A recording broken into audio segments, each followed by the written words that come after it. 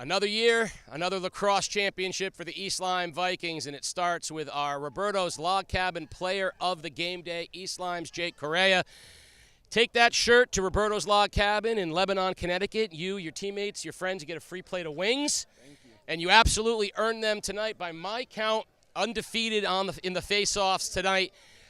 Just first of all, talk about another championship and how you feel here after winning against a very good Bacon team.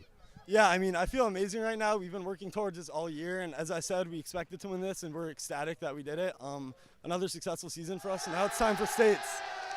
So, earlier in the year, very close game with Bacon. Last year in the championship, very close game with Bacon.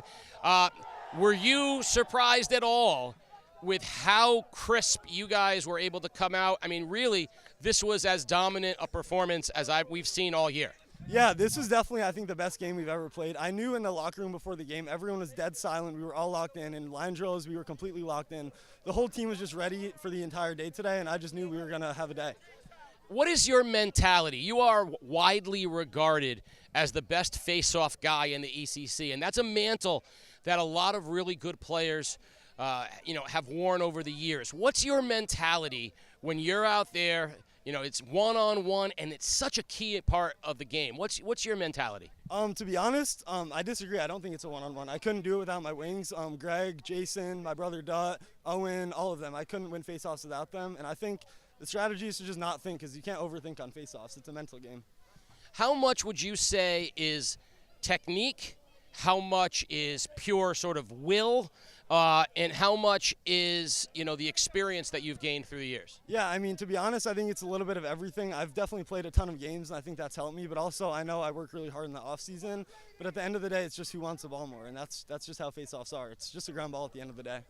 Lots of similarities between you and Bacon Academy. Now, you both roll into states. You guys are the number 6 seed in Class M. You'll be hosting a game.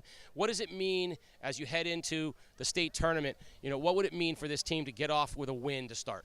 Yeah, I mean, we just want to keep the energy we had today. It would mean everything. We want to keep our season going as long as we can. I love this team, and I know we want to just make it as far as we can this year. Coach White has been in a lot of these. You guys have won a lot of these. It's a lot to be the premier program.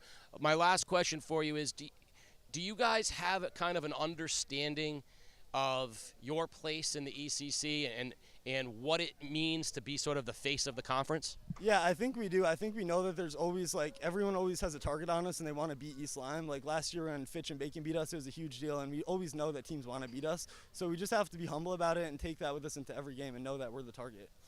Well, tonight he was perfect, and the Vikings were close to perfect. A resounding victory over Bacon Academy in the ECC Division I Boys Lacrosse Finals. He is your Roberto's Log Cabin Player of the Game Day, East Lyme's Jake Correia.